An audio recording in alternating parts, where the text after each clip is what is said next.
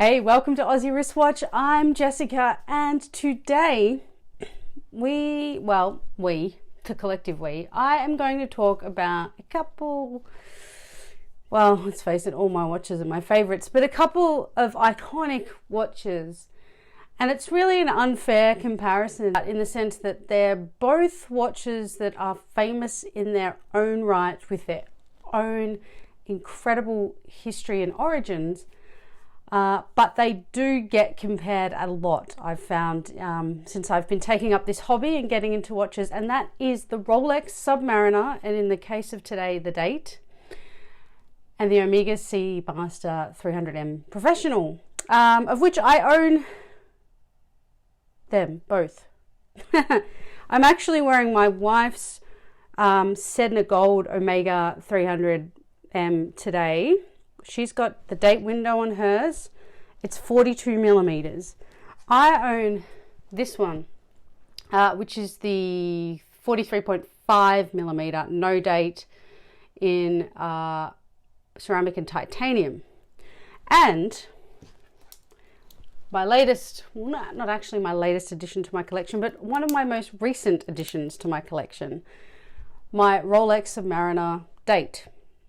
Now, I thought I'd go briefly through the specifications on this watch and this watch.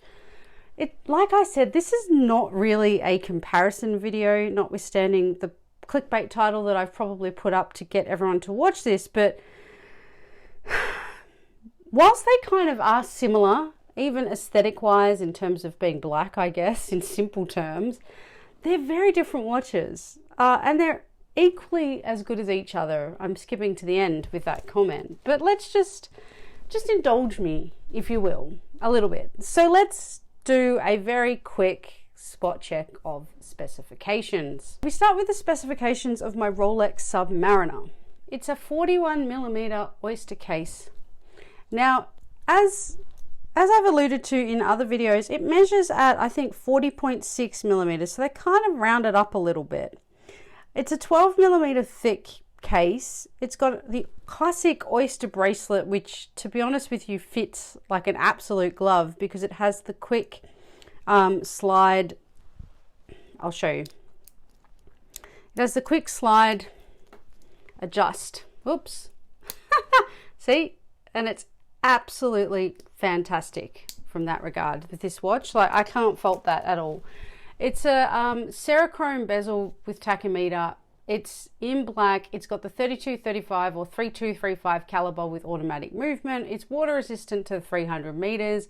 It's a 70-hour power reserve, and it's got an AR coating on underside of crystal, so it's highly legible. The Omega, by contrast, is a 43.5 millimeter case, so it is significantly bigger than the Rolex. It's 300 meter water resistant, so they're the same in that regard. It's 14.3 millimeters in thickness, so it's thicker. 41 mil lug to lug, and it does not, on this model that I've got, have a date. So if we set that aside for the moment, they're still already quite significantly different. The Omega is larger in size, and on side-by-side comparison definitely looks larger, which I know that sounds silly, but sometimes with watches, notwithstanding the actual measurement sizes, they just deceptively look bigger or smaller. Rolex actually feels much smaller from the Omega just on a straight compare, but it's definitely smaller, it's thinner, it's smaller in circumference, and it just generally doesn't have as big a presence on my wrist for obvious reasons. And when I say presence, maybe not in terms of well, it's a Rolex, so it's always got presence. But what I'm trying to say is, just from a size point of view, the Omega definitely on my wrist looks somewhat larger, sits higher, takes up more room. But because of the rubber strap on the Omega, it sits really well because the strap's obviously curved. And it just kind of hugs the wrist really, really nicely. I've generally stayed away from steel bracelets because I've generally found that they don't fit as well, or they look too chunky on my wrist. Now this is coming from someone who wears a 47mm Panerai, so it's not really about chunkiness of size, but if you put the Panerai on a steel bracelet, I guarantee you I would not be able to get away with wearing that watch. There's something about having a rubber or a leather strap on a larger circumference watch that lets me at least get away with a larger size. On the Rolex, the steel bracelet is absolute perfection. Without a doubt in my mind, I absolutely love wearing this watch, the feel of this watch on, it's perfect. Which is the same that can be said for my Omega. Like, this has been my staple go-to watch for years. If you've seen my State of the Collection video last year, you'll know that I had a Tag Heuer Monaco. That was the first fancy automatic watch I ever had. Absolutely love that watch. Don't wear it a lot anymore. But it had pride and place for a long time on my wrist until I got this watch. Now, I think because this watch was somewhat more understated for work and travel and things like that, I tended to wear it all the time. And it just is, and I mean, this is the same bracelet I've had for years, or strap, whatever you want to call it. It hasn't really aged, and the watch hasn't aged. And I still think this watch is a fantastic watch. It's a fantastic daily wearer, which I know sounds ludicrous because I think at the moment the retail on this is quite astronomical. It wasn't when we bought it at the time, but it's definitely about $14,000 now. Good old inflation over the years. I think when I bought it, it was around the $10,000 mark. Both of these watches, and we'll get to sort of the testing differences in a minute, but effectively this is actually, dare I say it, for the Rolex purists out there, this one has far more vigorous testing around it because it also has the METIS test. Rolex doesn't do that. I mean, query whether they actually need to. They probably don't, as these guys don't. But it's an extra selling point. So not only is it chronometer COSC certified, they do the METIS test on this watch. If you see the video I've done on the METIS test, you'll know what it means. You'll also see my results for this watch on there because I posted them up. Whereas this is just COSC certified. Either way, they're exceptionally fantastic watches from a technical point of view. I actually had a watchmaker from A. Lange explain watchmaking not in basic terms because he knew what he was talking about, but I didn't, the other day, and it was absolutely fascinating, and it's made me, not that I didn't appreciate it, and I still won't buy a watch based entirely just on the movement, but it really has made me appreciate that part of the art form even more. And it's something I will never be able to do and only barely be able to comprehend at a very high level because it's way too technical for me. For someone who was terrible at math and science growing up, you know, I was very much a creative musician and English literature, that they were kind of my jam. So yeah, get me in a room with a bunch of watchmakers and I'm like, yeah, you grind what? You do what? Like, unbelievable. So fantastic. I'll do a video on that one too. But yes, let's go back to these watches because, you know, my brain's all over the shop. So how do you compare these watches? I'm sure greater minds have, or at least they've tried. I mean, we've gone through the specs at a high level, right? We've gone through aesthetically what these two look like. And I went with my watch versus this watch, not this watch, just purely based on the fact that they're black and white, effectively. I'm oversimplifying, guys. But yeah, I mean, you can't really compare them. I mean, this one was made famous by James Bond. This one is still made famous by James Bond. It's just, you know, the most famous spy in the world has worn both of these watches throughout their ridiculously long career as a character on the silver screen.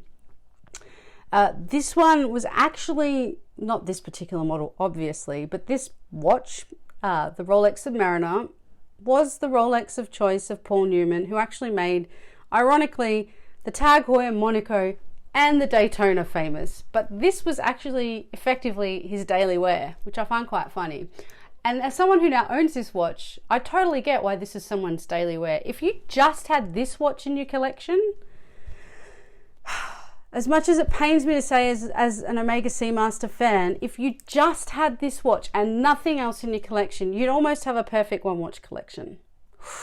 That is very controversial, I know, and I will never just have one watch in my collection. But I feel like this watch, it's a everyday daily wearer, and you can dress it up.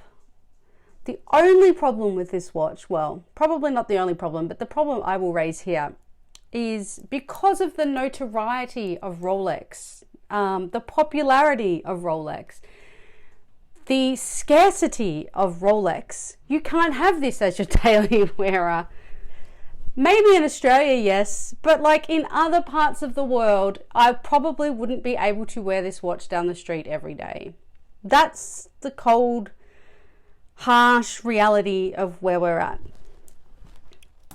Now this watch, in a one watch collection, still probably works, but not quite as well, because I will admit the rubber strap dresses it down slightly. It's definitely fine to wear in a corporate office environment. In fact, I did for a very long time, but I guess you probably wouldn't wear that with your tux, but you could probably put another bracelet on it and it might just work. But that's what I'm saying, like then you've got to like modify the watch. And you don't have to do that with the Rolex Subby. But this I'd still wear everywhere. In fact, I do wear this when I travel quite a lot. I didn't take it, admittedly, to Mexico the other month. Although in hindsight, I probably could have. You probably could have got away with the Rolex, but I wouldn't. I went to a wedding, and one of the chaps in the wedding party actually had taken two of his Rolexes. He had, from memory, the Rolex Explorer 2 in black. Don't ask me which model because I won't be able to tell you. And he had a two-tone Yachtmaster. So I said to him, geez, man, you are living on the edge. And he was like, who cares? And look, in hindsight, we're in a resort, it was probably fine. But definitely this one, slightly more understated from that point of view, maybe not necessarily as readily recognizable as the Rolex. Take with that what you will. But yes, definitely travel with that. I would most likely travel with this one again later in the year when I go to the US. I didn't take, from memory, to Mexico any sort of upmarket, if I call them that. I took nice watches. I took my Panzeras, I took my Dan Henry, but I think that was it. And I kind of missed having a Panerai and this. So I didn't have the Rolex at the time. I probably missed that too. But anyway, that's another video for another day. What am I going to take on my next trip? First world problems. But yeah, look, I think I stand by my comment that this is probably the perfect one watch collection watch. But I still absolutely adore this watch. I just, like, it's old faithful. I mean, I've had this watch since I think 2015, maybe 16. And honest to God, I don't think I've got a ding on it. I've jinxed myself now, because that means, what am I going to do the next time I wear this?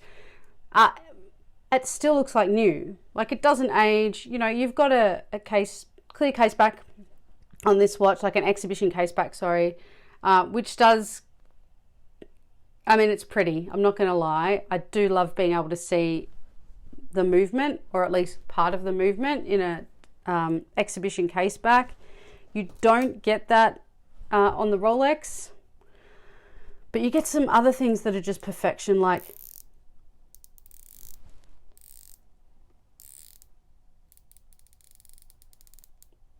and I mean, that to me, listen to this one.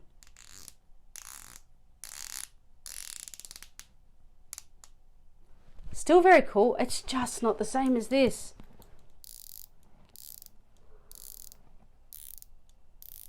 Like, how is that not music to your ears? Because it's music to mine. Absolutely fantastic. So who's the winner? Oh, now it could just be because I'm in the honeymoon phase too. I should mention that. But I'm going to say the Rolex Submariner date. Ooh, I've ignited a war with the Omega lovers out there, which would be silly because I'm also an Omega lover. And like I said, I am definitely in the honeymoon phase with my Rolex, but there are just some things with that watch that I think does actually speak to why it's probably so coveted. Forget about, all right, let's at least mention it because it would be remiss of me not to, but I don't buy watches for investments. So I don't really like talking about them like that. And let's perhaps not talk about the Submariner just for a moment. Let's talk about, I haven't done a video yet. I've got another watch in the collection.